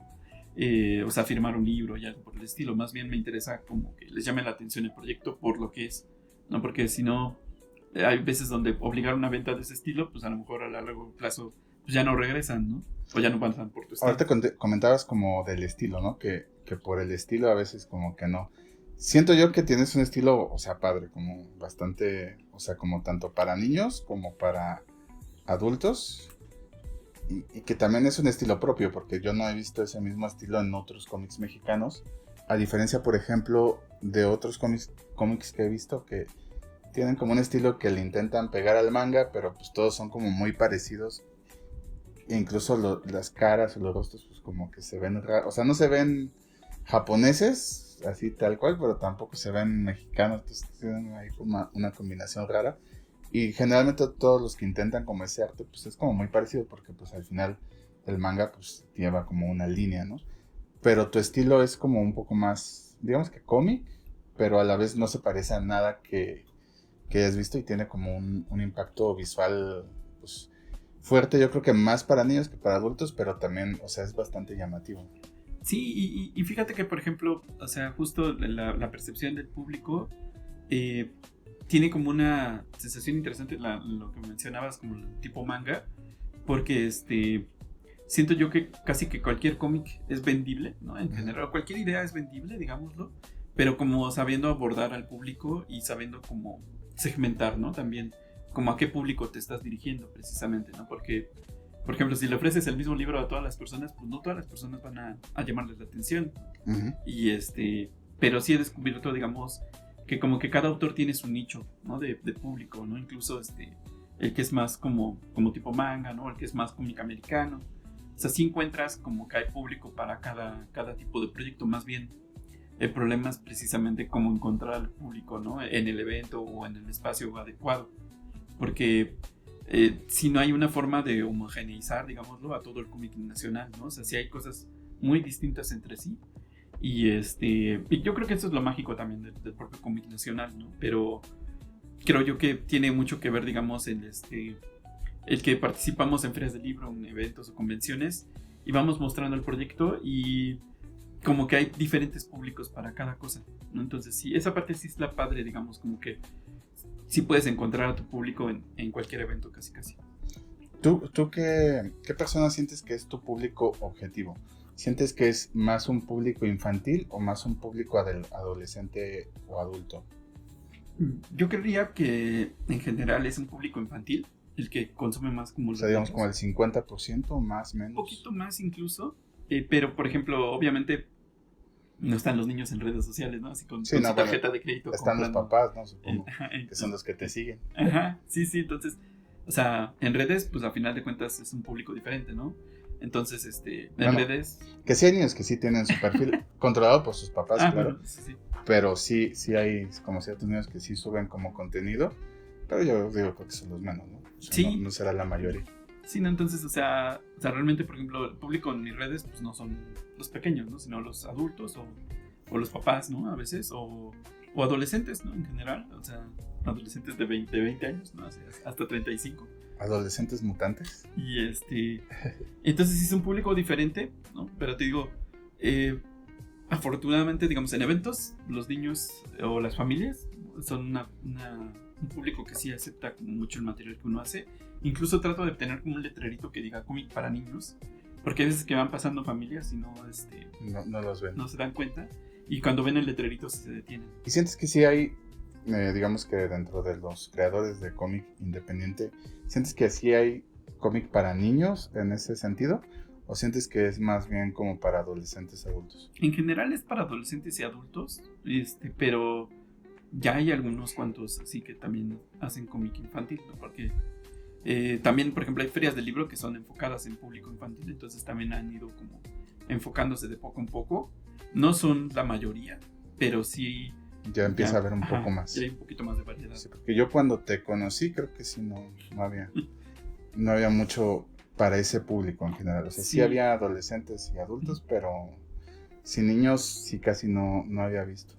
Sí, no, ya incluso, o sea, ya empieza a haber concursos de cómic infantil también para hacer cómic para niños, pues, ¿no? Entonces, eso pues antes no había con eso. ¿Tú has organizado algún concurso? Y más bien hicimos una pequeña revista digital, donde los participantes son niños. Bueno, es el que hicimos con el taller, ¿no? De los pasos, pero bueno, cuéntanos un poquito de ese taller y si has organizado alguna vez alguna otra cosa. Como concurso no, pero esta revista tenía como esa función como de hacer que fuera como la primera publicación para los niños, ¿no? Sí. Y creo que sí se imprimió, ¿no? Solo en estado digitales pequeño. Hasta ahora, pero me gustaría en el futuro encontrar la posibilidad, ¿no? De hacer alguna versión impresa también, porque sí hay cosas como muy, muy diferentes, ¿no? O sea, me tocó dar un taller, por ejemplo, en el Centro Cultural España el año pasado. Y de ahí salen como 30 ejercicios y había cosas bien interesantes, ¿no? En ese Centro Cultural, fíjate que hacen cosas interesantes. También creo que nos mandaron una invitación para ese centro, pero bueno, ahorita no la tenemos agendada, pero yo creo que también pronto vamos a estar por ahí. Pero bueno, también es importante que justamente ese tipo de actividades, ese tipo de centros donde la gente va como justamente a todo esto del arte, pues abran esas convocatorias para que justamente empiezan a surgir un poquito más de cómics, de dinámicas en las que puedan participar los niños. Sí, de hecho, o sea, esa vez fueron como 30 ejercicios y había cosas muy variadas, ¿no? Entonces, o sea, hay un buen futuro, digámoslo, en esa parte, ¿no? Más bien ojalá que se logre como encaminar, ¿no? De la manera adecuada. Pero sí es muy divertido de repente también ese tipo de actividad, ¿no? La revista realmente nada más tiene 4 ediciones, las que hemos hecho hasta ahora, pero pues va como ahí poniéndose como una opción. Pues yo creo que ha sido cada una por cada... No, pues por cada curso que hemos dado, porque llevamos como 4, creo. Entonces creo que ha sacado una por cada edición de curso que hemos sacado. Bueno, ya vas a hacer tu omnibus ya pronto, yo creo. Muy bien. Cuéntanos un poco, cómo es la comunidad entre los creadores de cómic independientes, si hay, si no hay, si son pocos, si son muchos. Pues fíjate que, o sea, suele uno coincidir con la mayoría de los autores. Hay eventos donde coincidimos más, porque pues, se nota, digamos, quiénes están trabajando nuevas ideas y cosas por el estilo. Yo creo que sí hay una comunidad, aunque la verdad es que los esfuerzos son como muy variados, ¿no? O sea, como que cada quien encontró una ruta diferente para llevar a cabo las cosas. No es como que todos sigan como una línea. Por un lado está bien, porque precisamente van como cada quien abriendo puertas en diferentes lados. Y pues, o sea, es una comunidad pequeña, ¿no? O sea, sí solemos como tal vez 100 autores de cómics, así como constantes, digamos, ¿no? Y si se conocen y todo, o sea, La sí mayoría hay como comunidad, ¿no? Nos ubicamos, ¿no? O sea, saludamos todo, porque pues a veces coincides y a veces somos vecinos en eventos, Okay. así. Pues sí, incluso ahí, por ejemplo, en Puebla, cuando termina, creo que el segundo día de evento de Ficomics, Eventazo, por cierto. se van o sea, la mayoría se junta y dice, vamos a comer en tal lugar, Ok. ¿no? Entonces hay una reunión de dibujantes ahí en un lugarcillo que es como de juegos de mesa y tipo mira. bar. Ese también es otro nicho buenísimo. Bueno, también muy, muy pequeño el de los juegos de mesa, porque sí es así. Es pequeñito, pero buenísimo también. Te iba a preguntar, dentro de la comunidad, ¿son más hombres que mujeres, más mujeres que hombres? ¿Está como mitad y mitad? Yo creo que está parejo, porque sí ha habido, o sea, sí hay una gran cantidad de autoras, ¿no? Publicando. Incluso, por ejemplo, hay una autora que se llama Virus Bizal, hizo una lista que, así si uno lo pone en internet, ¿no? Así, lista de comiqueras mexicanas, algo así, sale una lista inmensa, ¿no? De 200, 300 autoras, que tiene como un catálogo de publicaciones, ¿no? Okay. Entonces, o sea, sí es muy variado, ¿no? La cantidad de autores en general que hay. Incluso varias de ellas pues han estado ganando premios y cosas por el estilo. Y lo interesante es eso, ¿no? Que precisamente hay como de todo, ¿no? O sea, y lo chido es que también se narran todo tipo de historias. O sea, no hay como un tipo de género específico que narren las personas, ¿no?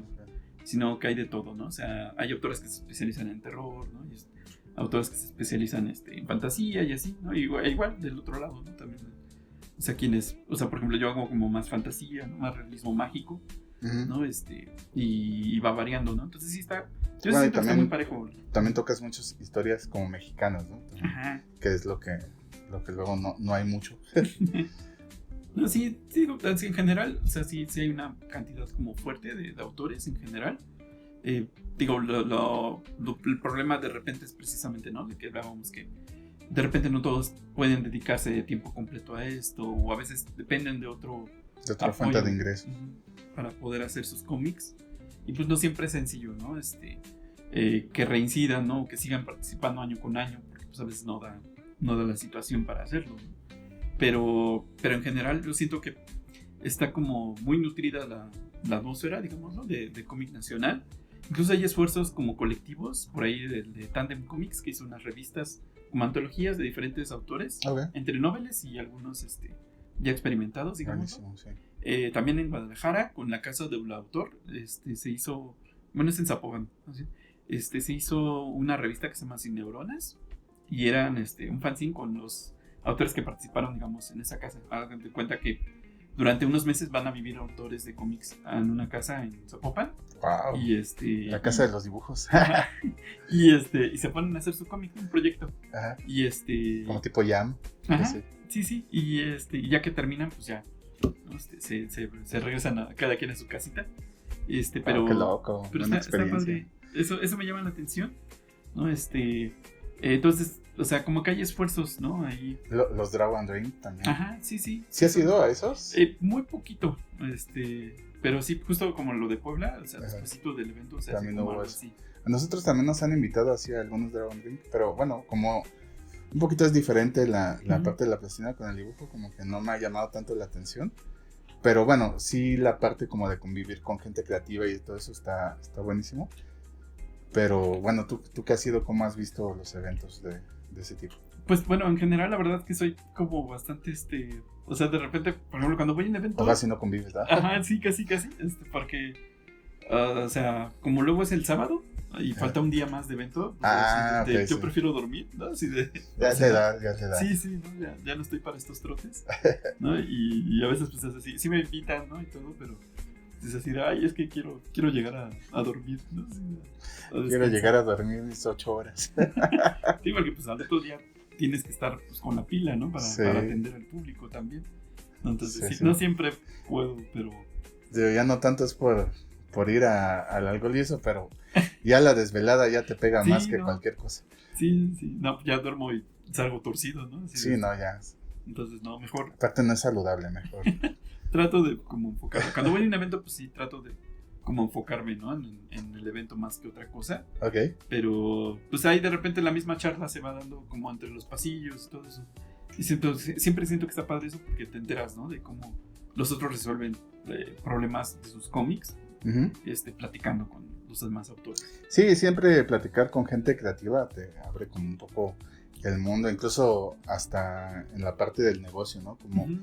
cómo llevan su proceso de negocio, porque pues luego como nosotros como artistas, pues, o sea, sí está bien los dibujos y todo eso, pero la otra parte, que es la parte de la mente de tiburón, pues es la que no siempre tenemos así como muy pulida o muy presente, y es justamente yo creo que ese tipo de actividades pues ayuda un poco a esa parte, ¿no? Sí, porque pues, aprendes a incluso, digamos, cómo llegan a vender sus propios trabajos, ¿no? Y sí ayuda de repente esa parte, ¿no? Porque hay veces, por ejemplo, me ha tocado, o sea, ya uno ya estaba con su botiquín, ¿no? Así de medicinas, porque la garganta o lo que sea. Así yo ya cargo Y con mi pastillero para todos lados. Y así de repente, pues, te encuentras a algún autor que, pues, se le está cerrando la garganta, ¿no? Y dices, no, mira, échate esto para que, pues, Sí. por lo menos puedas seguir vendiendo, porque, pues, es una chambota, ¿no? Sí, Luego, no, aparte son 3 días y si te agarra con una aire gripe o acondicionado. algo, no inventes. Sí, no, eso es horrible, sí me ha pasado, ¿no? Entonces, o sea, siempre hay un problema ahí, ¿no? Y tienes que tratar de cuidarte lo más posible, ¿no? Ok, muy bien. ¿Hay algún futuro, más bien, ¿hay algún proyecto futuro que quieras compartir? Bueno. Guiño, Miauriechis 2 o algo así. De hecho, o sea, bueno, lo primero que viene en el plan, digámoslo, es como un segundo Kickstarter del libro de Cambiantes, o sea, la segunda parte. Sí, la que está La pendiente, ¿no? La intención es como que salga este mismo año, ¿no? Por ahí de julio o algo así. Porque, o sea, queremos como que el libro esté terminado lo más pronto posible para darle como la posibilidad de ventas, ¿no? Total en la historia. Pregunta, ¿ya has sacado alguna publicación de esa segunda parte, o sea, en web? O, Sí, o sea, en lo que se está ¿ya salió subiendo, esa parte? está ¿la segunda? saliendo en internet. Y la idea es que, digamos, el cómic va a terminar por de junio, más o menos, En publicarse en web. línea. Ok. Y ya el libro, digamos, se publicaría pues, julio, agosto, más o menos sería la intención. Por ahí hay otro proyecto que no puedo decir mucho, digámoslo de momento, ¿no? Porque no depende como de mí directamente. Ya, Miauriechis Pues, 2. y el otro es en realidad sí quiero hacer algo de Miauriechis ya, o sea, después de mucho tiempo. O sea, Sí, pues es lo que toda Latinoamérica Unida está esperando. ya encontré, o sea, ya tengo una historia, ya tengo una premisa de lo que quiero hacer. Pero, o sea, por tiempos, muy probablemente sería el siguiente año. Ok. ¿No? O sea, porque no voy a poder como sacar tantas cosas tan rápido. ¿Ese libro lo planeas sacar como una grapa o como Va a ser- una cosa un poquito más grande? No se puede saber. A ver, Digo, Es que siento que si digo ahorita que quiero hacerlo, voy a provocar que la gente esté esperando más ese que lo que puedo producir ahorita. Ok. ¿No? Pero la idea no es que sean engrapados, o sea, sí sería Ok, ya como sería librito. como un librito un poquito más largo. Ajá. Sí, Ah, esa es gran la noticia, premisa. Apunta eso. Sí, entonces esa es la idea, pero quiero como primero darle cierre, ¿no? A Cambiantes Ajá, y ya después. ya lo que viene. Ajá, sí, porque Sí, si yo ahorita les digo, voy a sacar mi Obrichis 2, sí. seguramente van a querer más ese, ¿no? Y así le tengo que sacar este otro también. Sí, sí. No, pero sí está en el plan. Ok. Ah, mira, gran noticia, porque sí. Ese librito lo estamos esperando desde el día 1. Muy bien, Josh. ¿Qué consejo le darías a alguien que está a punto de empezar su proyecto de cómic independiente, creativo o personal? Bueno, creo yo que una de las cosas importantes a considerar es que generalmente como que el proceso de creación de cómics es un proceso largo, implica como una disciplina, ¿no? De trabajar a cierto ritmo, de ir como acostumbrándote como a elaborar tu proyecto. Creo yo que para empezar, digamos, lo ideal sería no hacer cómics extensos, ¿no? O sea, no hacer un cómic de 500 páginas, pues el reto que siempre te dicen. Un cómic corto, ¿no? Algo pequeño. Incluso como ir aprendiendo, digamos, cuál es tu ritmo de publicación, en el sentido de, por ejemplo, yo hago en las clases de cómics, un cómic de una página en una hora, ¿no? Entonces, si logras como hacer ese reto, por ejemplo, te puede ayudar como a ir administrando tus tiempos mejor, a ver cómo resuelves con esos recursos de limitante de tiempo, porque pues la mayoría, como no trabaja nada más hacer cómics, tiene que encontrar la forma de optimizar, ¿no? El tiempo y sus recursos. Entonces es una parte como muy importante. También siento yo que ser muy consciente, por ejemplo, de que no tu primer cómic va a ser como forzosamente el gran boom, ¿no? Así de con el que vas a generar todo el dinero y todo esto, sino que generalmente la verdad es que la mayoría de los autores tienen que ir haciendo muchas cosas, ¿no? Y ir construyendo estos caminos de poquito en poquito. Yo creo que eso es lo que más difícil es de repente, ¿no? De decirle a alguien, o sea, sí, está padre tu cómic, digámoslo, pero probablemente en un año vas a necesitar seguir haciendo otras cosas, ¿no? Y si tú quieres hacer una serie extensa, larguísima, ¿no? Lo ideal mejor es ir haciendo cosas autoconclusivas para que la gente conozca que puedes terminar proyectos, para que tú también te convenzas de que puedas hacer estos proyectos y eventualmente, pues sí, puedes ir escalando de poco en poco. Y digamos que tu primer año de trabajo sería apenas el tráiler de lo que viene, porque comentabas que también podría ser como una carrera, pues, lenta, ¿no? Sí, o sea, mucha gente lo compara, digamos, como diciendo que es más como un maratón, ¿no? Así dedicarse a esto que pues, una carrerita, ¿no? Porque justo estamos acostumbrados como a ver resultados o a querer resultados inmediatos, y siento yo que precisamente el quehacer de los cómics es un proceso largo y lento. O sea, por ejemplo, Cambiantes, yo lo empecé a bocetar originalmente por ahí de 2020, 2021. Ya tiene rato. O sea, hasta que despegó fue apenas el año pasado. Bueno, que también empezaste a publicar, ¿no? Ajá. Pero sí tomó años de planeación, de planificación, ¿no? De poder llegar hasta este punto. Ahorita ya está terminado el cómic, ¿no? Pero llegar a ese punto, o sea, involucró pues mucho aprendizaje detrás. Y muchos años de trabajo también. Digo, aunque fuera un trabajo mínimo, pero sí ibas llevando como una evolución poco a poco del proyecto. Ok. Bueno, más bien, si fuera su primer proyecto de cómic, ¿cuánto recomiendas que sea en hojas? O sea, ¿cuántas hojas debieran ser para que no fuera como muy abrumador? Y también, ¿qué formato de libro? O sea, si es media carta, si es un poquito más grande, un poquito más chico. Yo me acostumbré mucho a lo del media carta porque te decía, ¿no? Que en cualquier papelería como que te lo imprimen en ese formato. Entonces, como ideal. Para mí, o sea, porque pues, es fácil de producir, ¿no? Puede que haya personas que a lo mejor otro formato les sea más conveniente, pero digamos, si yo tuviera que volver a como arrancar, o sea, yo iría sobre ese formato de todos modos porque sé que es como el que usamos en y es general. Práctico. O sea. Y yo más bien, por ejemplo, yo pensaría que me conviene más hacer como ejercicios como tipo de tira cómica o cosas así para aprender a resolver cosas en una página, ¿no? Y a partir de eso, por ejemplo, si tú publicas una tira, ¿no? O una historia cada semana, pues al final del año puedes llegar a juntar hasta 52 tiras, 48 si descansas algunas semanas, ¿no? O sea, pero por ejemplo a lo largo del año hacer 48 páginas, pues ya suena que puedes juntar para un librito, ¿no? Entonces tú dirías que habría que hacer como antologías de gags, así de cosas. En un primer arranque para entender más o menos. Y después ir, o sea, por ejemplo, puede ser, o sea, los primeros 3 meses hacer tiras cómicas para entender nada más cómo funciona. Y ya después ya irle metiendo un poquito más de 2, 4 páginas.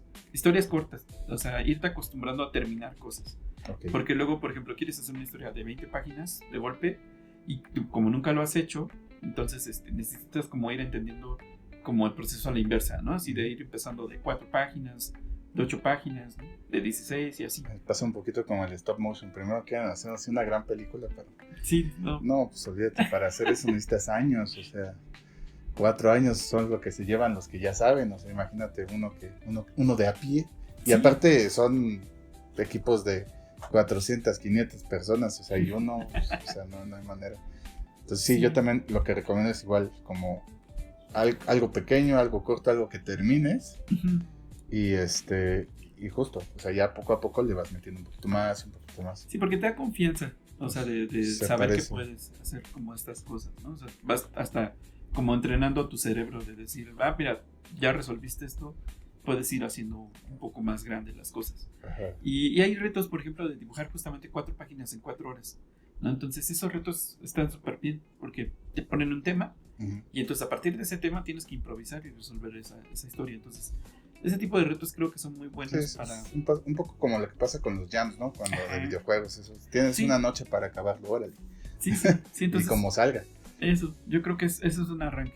Ajá. Y ya después ya puedes meter ya como algo un poquito más elaborado. Sí. Muy bien. Dinos, ¿dónde pueden encontrar tus trabajos, tus redes sociales? Generalmente estoy en Facebook y en Instagram como Joshua HDZ, es Joshua Hernández, pero no, según lo quiera abreviar. E incluso si ustedes buscan a lo mejor alguno de mis cómics, por ejemplo, Cambiantes Cómic, Pequeño Josh, los Miauriachis, ¿no? Y así con hashtag o cosas así, Los encuentro. muy probablemente ya los encuentren. ¿Cuántos libros publicados llevas? Hice la cuenta la vez pasada y llevo 17 libros publicados, más cómics engrapados. Porque según yo tengo muchos y no creo que tenga esa cantidad. Sí, es que o sea, al año he tratado de hacer como 2 libros. Ajá. Y aparte pues han ido juntando cositas engrapadas. O por ejemplo en estos últimos años que he hecho animaciones, flipbooks, pues también, o sea, se han ido como acumulando muchas más publicaciones, ¿no? Ajá. Pero los Pepe Pesadillas también que estaban ahí, son toda una serie de libros. ¿Cuántos son? Sí, ¿5 o 6? Son 4 cómics. Bueno, eran 5, nos quedan 4. Ajá. Y en su momento de hecho los compilamos como un librito pastadura. Ajá. Entonces ese también lo estaba contemplando como un libro. Como un libro aparte, aunque ya... Ajá, aunque hubo gente que lo compró nada más engrapados, ¿no? Y era la miniserie. Muy bien. Joshua, pues muchas gracias por compartir tu historia y tu visión acerca del cómic. Es un gusto tenerte aquí con nosotros en nuestro primer episodio con un invitado. Ya habíamos tenido podcast antes, pero eran en línea, entonces eres el primer invitado físico que tenemos aquí. Entonces viniste a inaugurar. Qué bueno. Es el padrino del proyecto del podcast, digamos que presencial. Y bueno, pues como siempre un gusto tenerte por acá con nosotros. Y pues bueno, no olviden seguir a Joshua en sus redes sociales. Y también recuerden dejarnos sus comentarios acá abajo y suscribirse. Yo me despido, mi nombre es Irving Vega. Joshua Hernández. Síganlo en sus redes sociales y nos vemos en la siguiente. Bye bye.